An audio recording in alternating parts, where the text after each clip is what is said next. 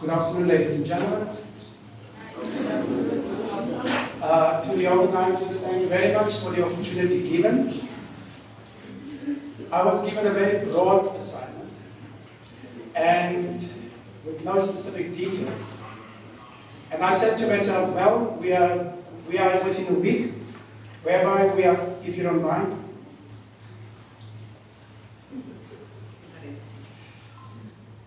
where we're going to talk about genocide for the whole of the week. And I termed my talk along the theme for the week, and that is colonial justice, addressing past wrongs, but with that subheading, the uncomfortable truth.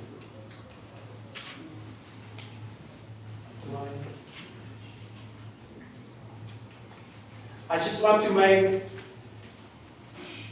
the following statements in terms of what to expect and what not to expect. One, my talk would deal with colonialism, but not colonialism in general. I was given a very specific task to speak about the German colonial period only, so I'm not going to address issues of apartheid. Also, I was asked to focus my input very specifically on the Ovaherero and Nama genocide. I must add that I'm not a historian. So, for obvious reasons, I will not attempt to give a chronological account of the genocidal events as they occur. So if you expect me to talk about this, unfortunately I won't.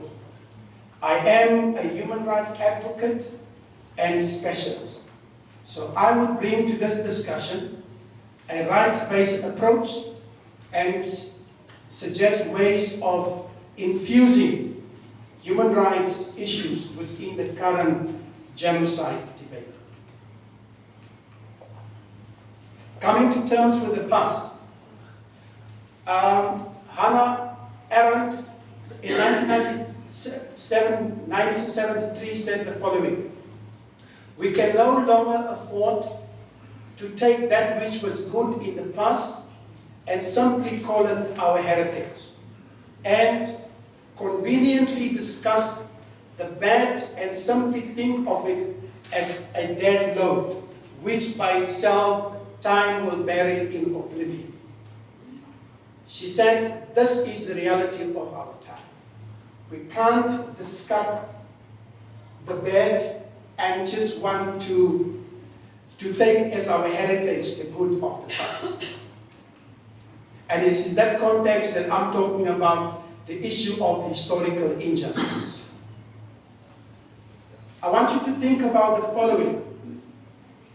There's a saying that says that if it looks like a duck, and if it looks like a duck and it walks like a duck, it is indeed a duck.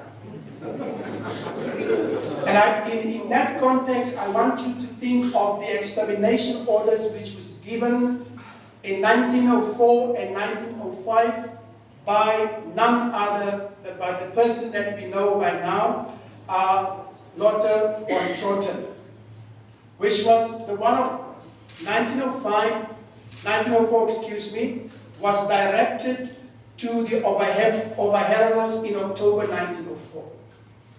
The one of 1905 was directed to the Nama in April 1905.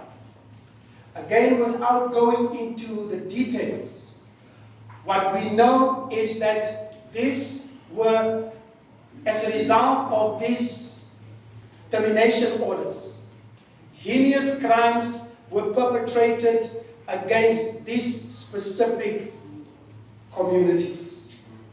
And I'm not going to say what happened, because there are people here that can relate what happened in much more detail, and much more even better than myself. But what we can say, safely said, is that the war that was perpetrated then between the Namas and the Ovaheros and of course the German troops, serious human rights violations were committed under the name of this in the war as well as in the concentration camps for both sides. So, because it looks like a duck, it walks like a duck, it is certainly genocide. For the person like myself, who said that arguments of Ovaherero and Nama genocide is very hard to contest. But of course, there is this reality that no, it is not genocide. Simply because the term genocide or the crime genocide under international law did not exist as we know it then. But if you were to go to the term genocide as coined by this gentleman Lemkin, and also you go to the Convention of the Prevention and Punishment of Genocide, you will see that the common denominator by this genocide definition and the convention is that the intent to destroy a national, ethnic, racial or racial group or killing of members of a group constitute genocide. However, not according to the legal positivists. The legal positivists said, despite the hallmarks of genocide that these atrocities are bearing, you can't call it genocide. Very convenient for the German government. In addition to that, and because of that, there's this principle, and I normally find it very difficult to pronounce this term in law, intertemporal principle and genocide. Intertemporal principle basically says it poses a particular obstacle to reparation claims for historical injustice, like in our case, the issue of genocide. This principle or this doctrine is basically saying, and it was set in the island of Palmas, United States of America versus the Netherlands case. That doctrine basically says, juridical facts must be appreciated in the light of the law contemporary with it, and not with the law in force at the time when a dispute in regard to it arises or falls to be settled. And as I said, this dictum is conveniently used by the German government and accordingly rejects the term genocide. And through my reading, I came through what was said by this gentleman. The reason is because reference to genocide in Namibia would relativize that Germans have done to the Jews. I want to repeat that. The reasons why, amongst others, the Germans seem not to be comfortable with the notion of calling the heinous crimes that was committed in 1904 and 1905 by our people is because reference to the term genocide in Namibia would relativize what we as the Germans have done to the Jews. So it is for the benefit of Germany not to talk about genocide. Because with that you would accrue responsibilities.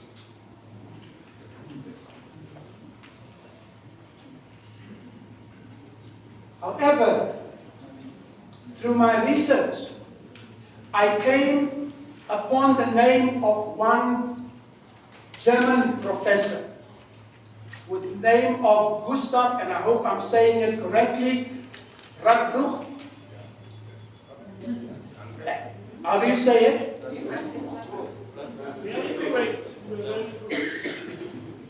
That gentleman, in 1946, wrote a very famous essay. And I'm paraphrasing what he basically says, what he's standing on there. He says, where a law is horrendously arbitrary and unjust, that law cannot be regarded as law at all. A law which is horrendously arbitrary and unjust cannot be regarded as law at all. This very formula of this professor is reportedly used in German courts.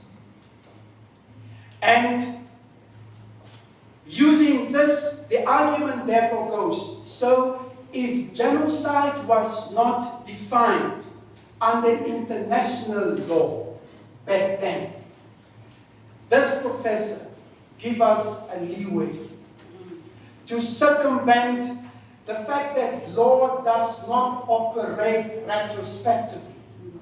There's a way to circumvent this by this very person from Germany.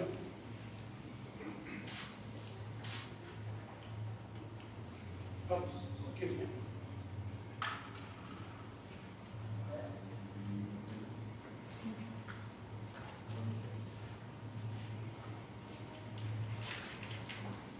So basically, in a nutshell, we can apply the Radbruch principle or formula to international law so as to sanction genocide.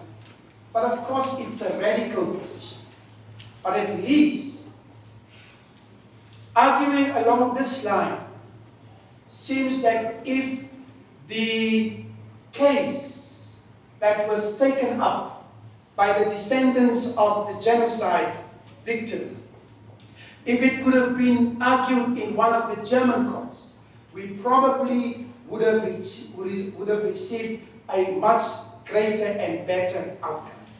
So this is one of the things also to be considered. Despite that, we are therefore saying there's no escape hatch for Germany. The denial of genocide provides, in my opinion, no escape hatch to the German government. Ovaherero and Nama genocide amounts to a gross human rights violation. It endows the victims and their descendants to a right to full and effective reparations. This has been said by the basic, or it is actually stipulated in the basic principles and guidelines on the right to a remedy for reparations for victims of gross violations of international human rights law and serious violations of international humanitarian law, which was adopted by the UN General Assembly in December 2005. So what we are saying, the full content, and I'm about to finish, the full content of those guidelines, if you were to go to them, it says that the content of an effective reparation amount or contains these 5 things: restitution, compensation, rehabilitation, satisfaction, which includes a public apology, and guarantees of non-repetition. In other words, from there, my second last slide, is that there are some non-negotiables directed to the German government. The issue of an apology is not a negotiable thing. You owe it to the victims and their descendants to apologize in terms of international human rights law. Reparations is owed to the victims of gross violations of international human rights law and serious violation of international humanitarian law. And make no mistake, do not conflate reparations with, how do you say this, ODA, Official Development Assistance. Don't conflate it, it's two different things. And we are also saying genocide and atrocities is not synonymous. The second last point is that the perpetrator of a vile act cannot set the agenda. Doing so, it is supremely arrogant and unremorseful. So true. My last slide is directed at the Namibian government. To the Namibian government, we're saying, avoid post-colonial amnesia. You've got also an obligation to the victims of the genocide and the descendants. And your victim is guided by the very guidelines that you've also undersigned in 2005. It says, it calls upon you to engage in practices of commemorations and tributes to victims. For the Namibian government, therefore, is urged to design symbolic forms of redress. That may include public acknowledgement, memorials, commemorations, museums, curricular reform, etc.